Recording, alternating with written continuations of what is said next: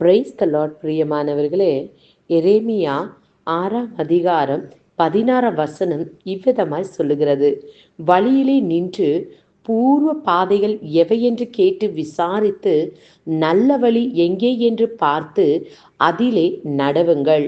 அப்பொழுது உங்கள் ஆத்துமாவுக்கு இளைப்பாறுதல் கிடைக்கும் என்று கர்த்தர் சொல்லுகிறார். ஆம் பிரியமானவர்களே, இன்றைக்கு நம்மிலே அநேகருக்கு நாம் போக வேண்டிய வழி என்னதென்று தெரியாமல் நாம் திகைத்து நிற்கிறோம். இந்த வழியில போகலாமா, இல்லை இந்த வழியில போகலாமா, எனக்கு யாராவது வழி காட்டுவாங்களா என்று சொல்லி இன்றைக்கு பெரும்பாலானோர் நமக்கு வழி தெரியாமல் வாழ்ந்து கொண்டிருக்கிறோம். ஒரு சிலர் எனக்கு வழி தெரியும் என்று சொல்லி நிறைய பேர் தவறான வழியில போய் தங்களுடைய வாழ்க்கையை கூட இழந்திருக்கிறாங்க. இன்றைக்கு அந்த வாழ்க்கை நித்தம் அவர்கள் வேதனையையும் அடைந்திருக்கிறாங்க. பிரியமானவர்களே, அதை தான் வசனம் சொல்லுகிறது: வழியிலே நின்று, அதாவது போய் கொண்டிருக்கிற நீங்கள் நின்று, நான் போகிற வழி சரியா என்று விசாரிக்க வேண்டும் என்று வேத வசனம் சொல்லுகிறது. இன்றைக்கு அநேக தேவ பிள்ளைகள் தான் போகிற வழி சரி என்று சொல்லி அதில் போய் பல தடுமாற்றங்களையும் பல வேதனைகளையும் பல வழிகளையும் பல தோல்விகளையும் சந்திக்கும் போது அவர்கள் என்ன நினைக்கிறார்கள்?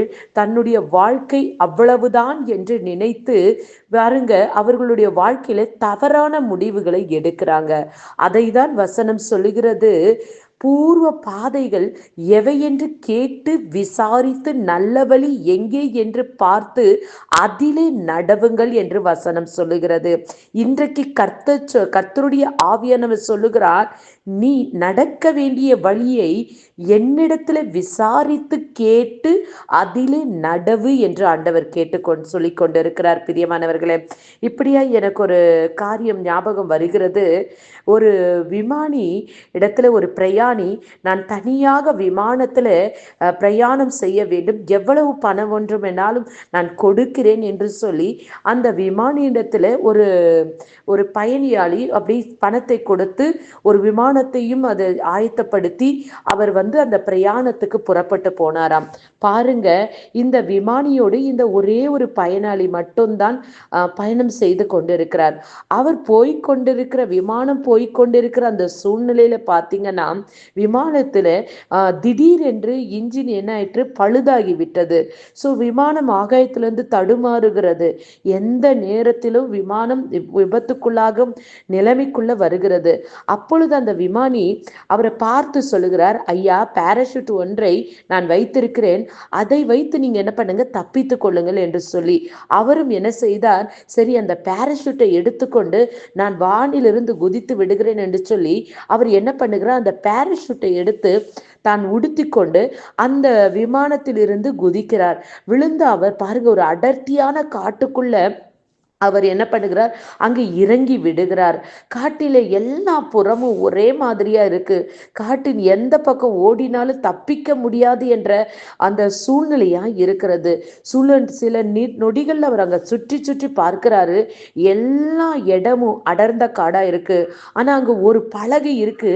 காட்டில 2 விதிகளை அது எழுதி இருக்கிறது.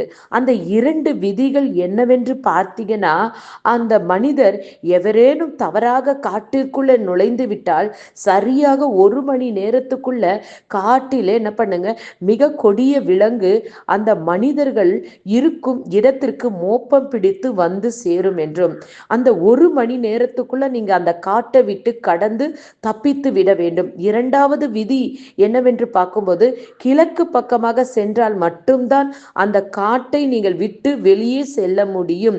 மீண்டும் ஒரு முறை சுற்றி நீங்கள் பார்க்கிறீர்கள்.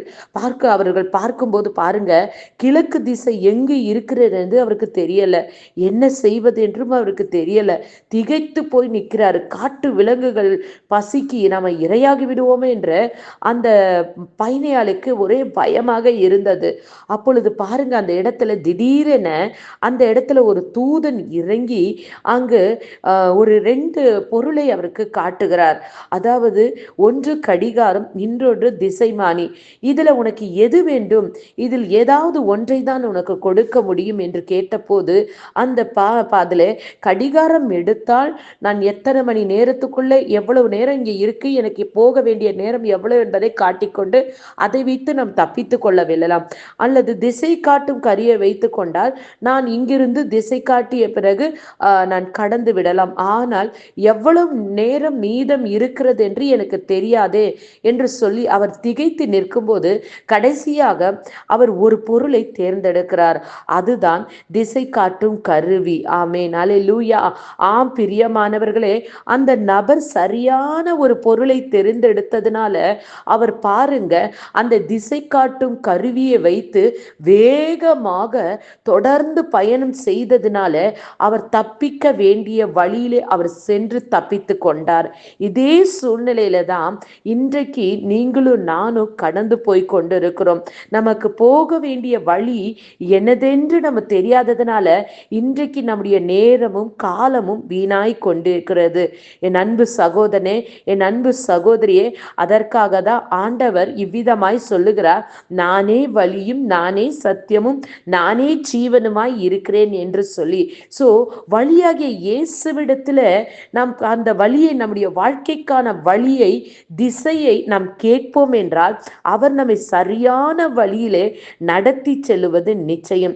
ஆகையால இன்றைக்கு நம் சுய வழியிலே நாம் சென்று நாம் திசை மாறி நம்முடைய நேரங்களையும் நம்முடைய எல்லாவற்றையும் நாம் செலவழித்து வீணாய் போகாத படிக்கு இன்றைக்கு நம் வழியிலே நின்று, ஆண்டவரே நான் என்ன செய்யட்டும், ஆவியானவரே எனக்கு உதவி செய்யும் என்று சொல்லி நீங்கள் கேட்கும்போது நீங்கள் நடக்க வேண்டிய வழியை உனக்கு காட்டுவேன் என்று சொன்ன பரிசுத்த ஆவியானவர் உங்களுக்கு வழியாகி உங்களை சரியான திசையிலே அவர் கொண்டு செல்வது நிச்சயம்.